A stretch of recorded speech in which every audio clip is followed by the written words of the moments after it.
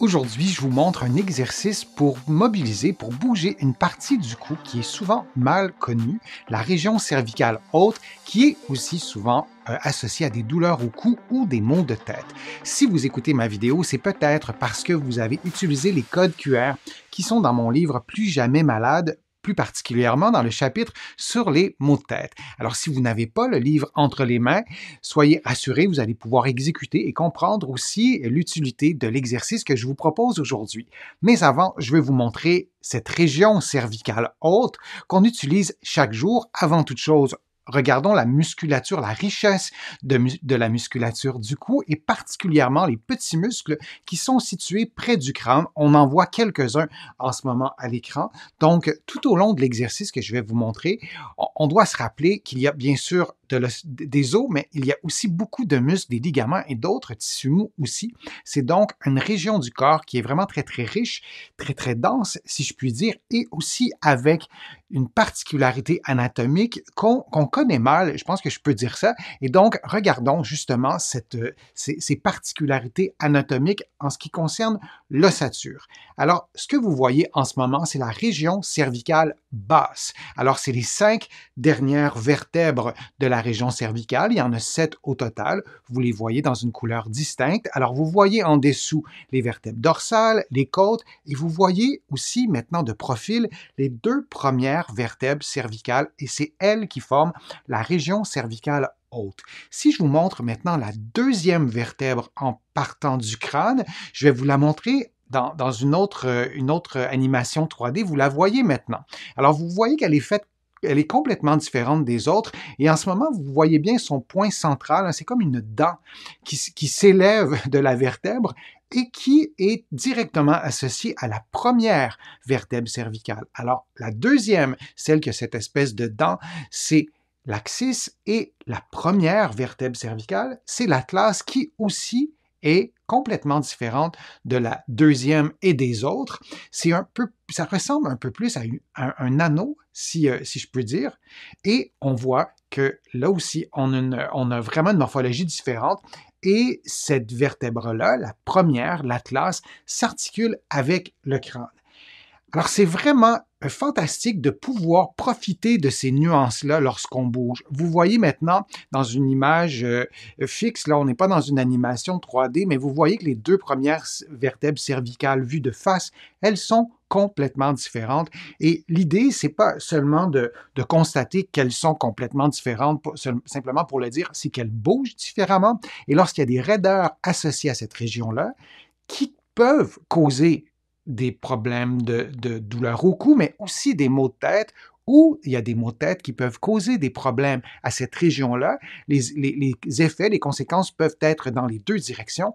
Eh bien, de savoir et de se souvenir qu'elles sont faites complètement différemment des autres et qu'elles bougent différemment, bien, on sait maintenant que les exercices doivent être adaptés à la morphologie de ces vertèbres-là. Alors, regardons des mobilisations spécifiques du cou et spécifiques en ce sens qu'elles sont destinées à la région cervicale haute que vous venez de voir. Alors là, je vous préviens, cet exercice-là ne doit pas augmenter ni reproduire la douleur. Si vous vous rendez compte qu'en faisant l'exercice, il y a une raideur qui est vraiment très, très nette, que vous ne soupçonniez pas, que vous n'aviez pas perçue auparavant, parce qu'on va faire un mouvement spécifique, vous ne faites pas l'exercice et vous consultez un professionnel de la réadaptation, ici un physiothérapeute au Québec, ou de l'autre côté de l'Atlantique, un kinésithérapeute. Alors, je vous montre l'exercice.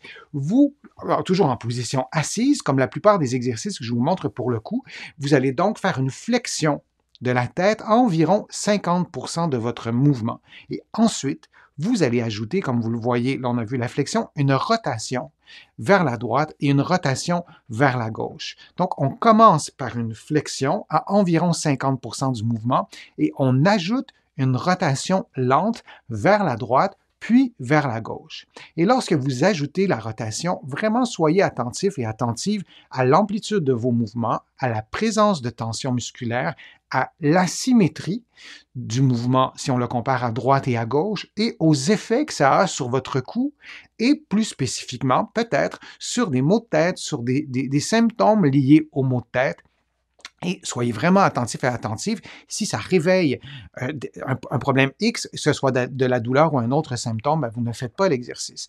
Par contre, si ça ne réveille pas, si ça se passe bien, s'il n'y a pas de symptômes ni de douleur associée, c'est vraiment un bon exercice pour préserver la mobilité de cette région-là.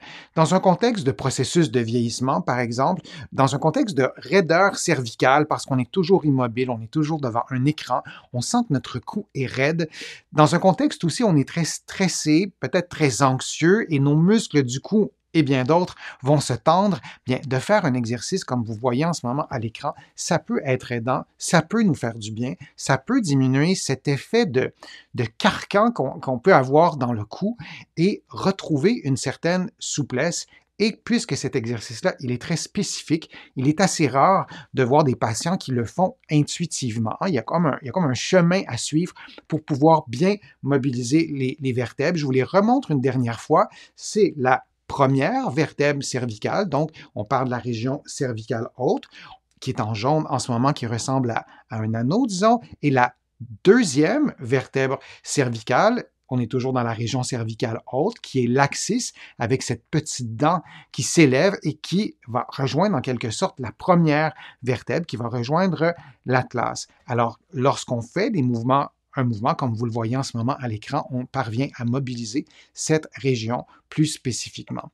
Alors, l'exercice, vous faites environ 5-10 mouvements si tout se passe bien. Vous pouvez prendre une pause ou faire un autre exercice si vous faites le mouvement dans un contexte de programme d'exercice.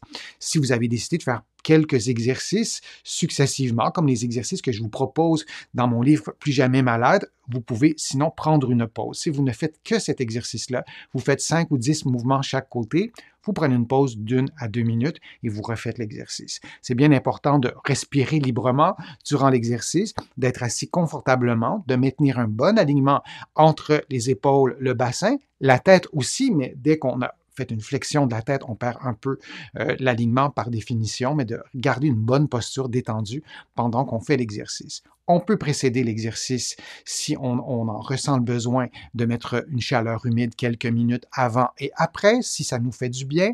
On peut aussi combiner cet exercice-là avec d'autres stratégies thérapeutiques, oui, si notre objectif c'est de détendre notre cou, de préserver ou d'augmenter la mobilité, mais on peut aussi faire cet exercice-là seul en prenant les pauses que je vous ai mentionnées. J'espère que l'exercice va vous être utile. Je vous le remontre une dernière fois. Vous faites une flexion à 50% et vous ajoutez une rotation vers la droite et une rotation vers la gauche. Vous vous assurez de ne pas perdre la flexion.